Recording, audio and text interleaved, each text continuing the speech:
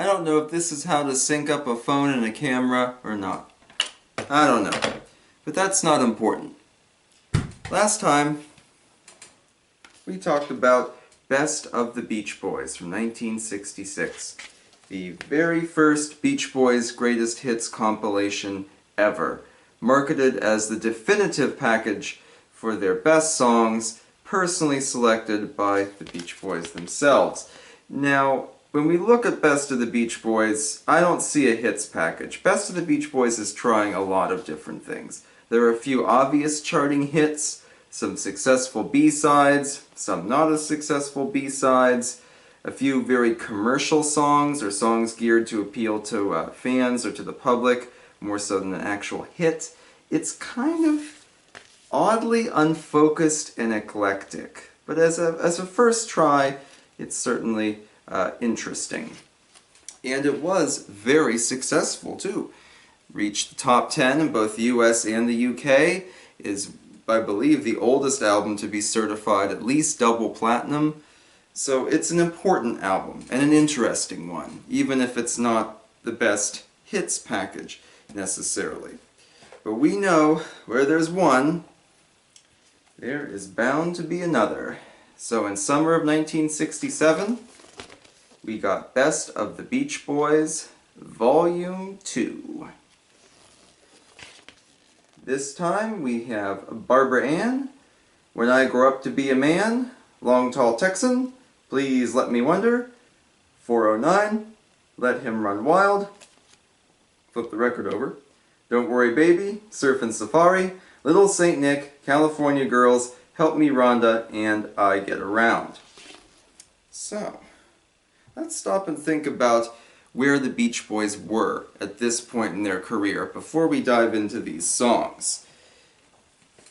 Best of the Beach Boys, the one that I just held up and talked about in the last video, was a big hit and helped to recoup some of the losses from Pet Sounds. Indeed, it outperformed Pet Sounds.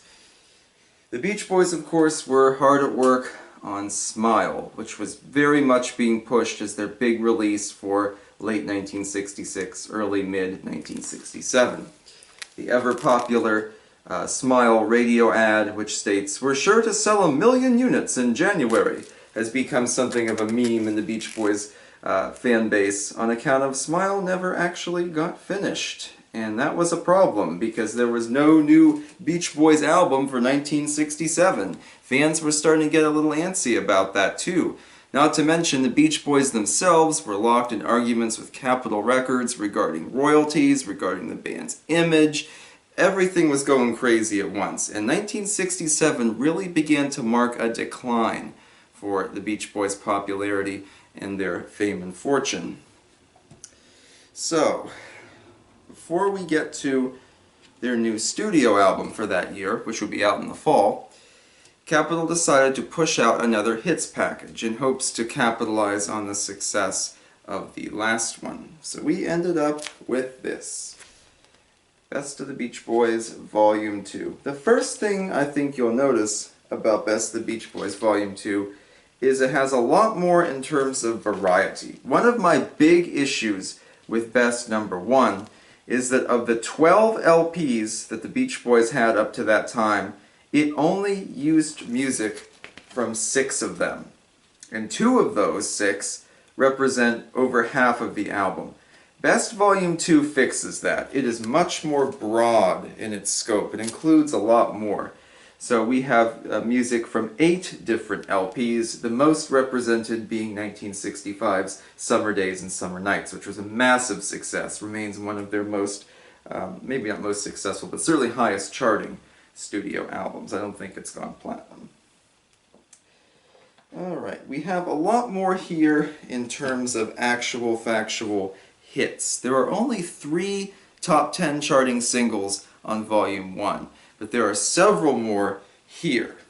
Indeed, I believe we have 6 charting A-sides, including Surfin' Safari, I Get Around, I'm using the CD singles for a change there, California Girls, Little Saint Nick, we'll get back to that one later, When I Grow Up to Be a Man, and Help Me Rhonda. Two of those, I Get Around and Help Me Rhonda, were actually #1 chart toppers. So we already have many successful singles, two of which went all the way to #1. That's pretty impressive off the bat. There are also 3 charting B-side singles. 409, which was the B-side to Surfin' Safari. Don't Worry Baby, the B-side to I Get Around. And one I didn't mention yet, Please Let Me Wonder, which was the B-side to the very successful cover of Do You Want to Dance. So a lot more charting stuff, a lot more conventional stuff. The B-side to California Girls, Let Him Run Wild, is also featured. Let Him Run Wild didn't chart, and Brian Wilson has gone on record of saying it's one of his least favorite Beach Boys recordings. He doesn't like the way his voice sounds. And I know there have been reports that he fought against its inclusion on various collections and box sets and things. It's still here. I think it's a great song. He redid it in the 90s. But it's nice to have it here. It never really caught on, at least not in the 60s. Nowadays, of course, it's much more popular. But at that point, you know, it was maybe more of a gamble. Alright, we have, of course, you may have noticed, several complete singles. That's A and B side. Last time there was only one, Surfer Girl and Little Deuce Coupe together. But this time, you can see, we have 3 complete singles.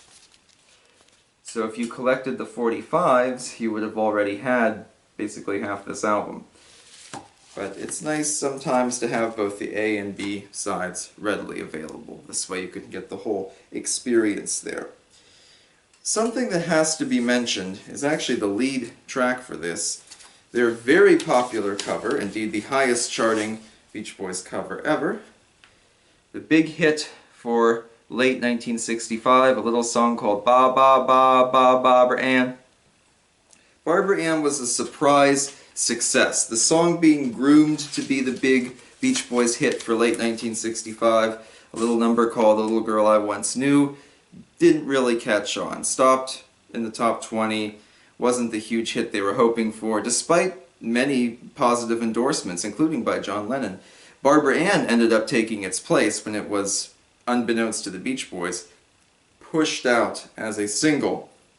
This album uses the single edit, which is shorter. It doesn't have the big outro where they repeatedly say, "We got me rockin' and a rollin', rockin' and a reelin', Barbara Ann, ba ba ba Barbara Ann," several times over, getting more and more raucous and silly with each time. This does not include that. This includes the shorter version, which kind of trails off as the song proper draws to a close. So keep that in mind. We get a nice single mix of a popular song. That is the most recent tune on there as well. Nothing from 1966 is included yet. Nothing from Pet Sounds, No Good Vibrations, anything along those lines.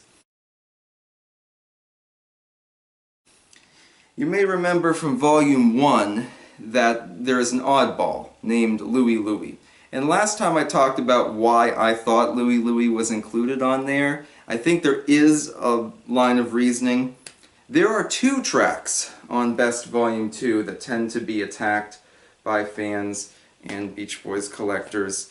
One I kind of hinted at a little earlier is, of course, their Christmas favorite, Little Saint Nick. On paper, Little Saint Nick makes a lot of sense. It was a very successful charting single for them. They did it live on Shindig for Christmas of 1964. Coca-Cola would eventually use it as a song for them, as for like their ad campaign. You know, it's been redone as like a solo thing by the Beach Boys many times, part of their live set at Christmas time. The big question here is, does Little Saint Nick belong on a greatest hits package? A lot of box sets include Little Saint Nick, but it's kind of a perfunctory inclusion in the sense that it's there kind of because someone felt it had to be, because it was charting and it's popular and, you know, it's beloved by fans. In fact, it charted Christmas of 2019, Christmas of 2020, and Christmas of 2021, so people are still into that song.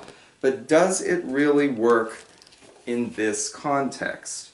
If you were a teenager back in the late 60s, like my parents were, If it was summertime, would you really want to take your portable record player to the beach or the park or to a friend's house, you know, in a nice hot summer night and listen to a Christmas song? And the weirder thing is, it's in the middle of the second side. If it was the last track on one of the sides, I could almost kind of get it, because you could just take the stylus off and be done. It's such a strange inclusion. It really messes kind of with the tone of the album a little bit. And I don't know, it's more awkward than anything else. It's such a great song, but it just doesn't quite fit. I should also note that this record uses the album version of Little Saint Nick, so not this mix, but the original one from the Beach Boys Christmas LP. It's an odd choice, again, on paper, with its success and its popularity. It does, I guess, or I should say it can be logicked out that why it's here, but it doesn't quite fit stylistically. The other one is Long Tall Texan, which of course is known for its inclusion on the wildly successful Concert album. Concert was a big deal. It was their first chart-topping LP. The Beach Boys were a huge live draw, so people who couldn't get to an actual Beach Boys show would buy this album. I feel like I talk about this album all the time, even though I've never actually done a review video on it. I know I've talked about many others. But Long Tall Texan was a song that they did in their live set, and they did it on television as well. It's a cover. It and Barbara Ann, the only two covers on this album. It's a fun novelty song that I think gets the audience wound up. Does it really belong on a best of collection? Not especially. I think it's just here to remind people of the Concert LP, which is actually not featured as one of the other Beach Boys albums you can buy there at the bottom. I think it's just there as a reminder of that. That, hey, you know, remember this great, very popular live album? Yeah, you should go out and buy that. It does start a trend of having one random live track on a greatest hits package. We'll see that several times throughout our little adventure here. But just food for thought. A weird cover doesn't really belong, especially because it's bracketed by two songs from the Beach Boys today, which are deeper and more emotional. So to have this weird novelty right there is kind of odd. Again, I think because of the popularity of the album, I should say, and the popularity of the Beach Boys live stuff, I guess there's reasoning for it. The Beach Boys would bring Long Tall Texan back into their live set in the 80s, and of course do it again in the 90s as part of their Stars and Stripes project. So, I don't know. It's weird, but I don't think it is too unusual to think about how it got there. That was a weird way to phrase that. Alright, we talked about oddballs, except for maybe the most obvious oddball, and this was a big deal in the last one. If you bought Best of the Beach Boys Volume 1, you could get it in stereo. You could also get it in Duophonic. Here is a stereo reissue of Best Volume 2 through Starline Records there. 8-track fell over. We'll get to that in a second. That's a stereo copy. But guess what? If you didn't want to buy it in stereo, or couldn't buy it in stereo, or whatever, you could also buy Volume 2 in Duophonic. Let's take a look at a Duophonic record there. This is also a Starline copy, but with different artwork on it as well. Turn that around for you, hopefully you can see there. I don't know how well it's going to show up. Starline, Best of the Beach Boys Volume 2, Duophonic copy. So with my Victrola copies, records or cassettes to MP3 files, so I copied this Duophonic record to MP3 so I could listen to it and kind of judge how the songs sounded. On Best Volume 1, I wasn't really bothered by the Duophonic sound, and indeed no review, no analysis of the album specifically stated which tracks were Duophonic and which ones were stereo. And I found I couldn't really tell either. They both sounded quite similar. Some of the older stuff sounded kind of weird. So I thought, well, maybe this album I'll be able to tell if it's Duophonic and not stereo. And I found that I actually could. The Duophonic songs, I should say. They're not all Duophonic either. We'll get to that in a second. But the Duophonic stuff had almost like a weird reverb quality to it. The more I listened to it, the more obvious it was. And this time I listened to it with headphones on too. And I was surprised by like this weird, almost echoing sound. Some songs more noticeable than others, but it was kind of unusual. The tracks that are supposedly in stereo are Long Tall Texan and Don't Worry Baby and Little Saint Nick. The first two are very clearly and obviously stereo. They do not sound like the others at all. The Little Saint Nick, I think, could be Duophonic. When I listened to it, it kind of sounded similar. I couldn't be 100% sure. And I thought Let Him Run Wild sounded more like stereo than Duophonic. So maybe this is a mixing thing. Some of the songs turned out a little better than others without all that reverb stuff, without all that kind of background noise that I get with the Duophonic recordings. It's interesting. It's not terrible. Again, I don't think it ruins the album. Some people hate Duophonic, and well, it's strange. I wouldn't go in so far as to say it was completely unlistenable. If you buy a Duophonic copy, I'm sure you can enjoy it. I know I enjoyed the one I listened to. This album ended up peaking around number 50. So we go from a top 10 album, which is losing part of the sleeve here. There we go. A top 10 album to a top 50 album. That would be the lowest chart placement for an LP the Beach Boys had up to that point, or the lowest peak anyway. So that was probably another sign of the public and, you know, Capitol Records and stuff kind of losing interest in the Beach Boys and maybe not really foreseeing a great future for them. A couple months later, when the Smile stuff was officially canceled, the Beach Boys released their studio album, Smiley Smile, famous today for its inclusion of good vibrations and heroes and villains. I like Smiley Smile, but it was not a particularly big success either. It did do better than this album in terms of charts, but Best of the Beach Boys Volume 2 did eventually go double platinum, and in the long term, it was almost as successful as Part 1. So very interesting, an album that was maybe more of a slow, steady seller that people maybe had to think about a little bit before they rushed out and bought it, you know, that kind of thing. Maybe look at those singles they have at home and decide, do we really need this? I don't know. It's interesting. It did make it to 8-track tape. Track list is exactly the same, nothing on the back, but there it is on 8-track. And an abridged version made it to cassette. 2 songs were removed, making it a total of 10 tracks here. Please Let Me Wonder and Little Saint Nick were taken off. So one of the more emotional ballad tracks, and then the Christmas song. My cassette here, you can see signed by Bruce Johnston up there, and Mike Love wrote all over the back, Love Mike Love.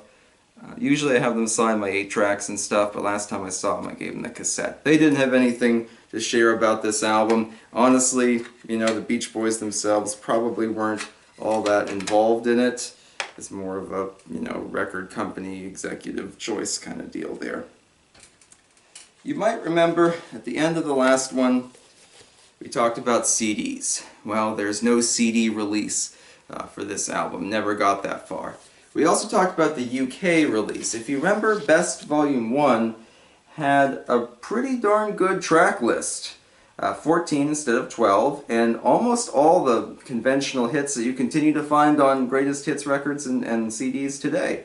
Best Volume 2, actually move my hand, you can get a look at that track list, in the UK was also a big hit, much bigger than the United States, was top 10 over there. And it has a pretty cool track list, you can see up there in red. Interestingly enough, the songs are all in chronological order, just like on Volume 1.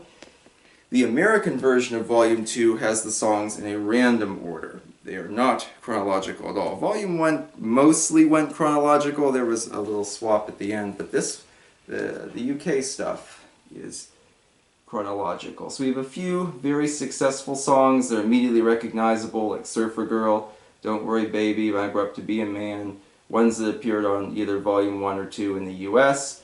Then I Kissed Her, which was a huge success when released as a single in Europe. I don't think it was actually released as a single in the US. We have a couple popular album tracks, The Girl from New York City, which we'll talk about later. That'll pop up pretty soon again too. Girl Don't Tell Me, and their cover of Mountain of Love, which is kind of unusual. And we have, it would have been big new stuff, in this case, Wouldn't It Be Nice and Good Vibrations. A very nice set. Go ahead and take that out. Show you the record itself.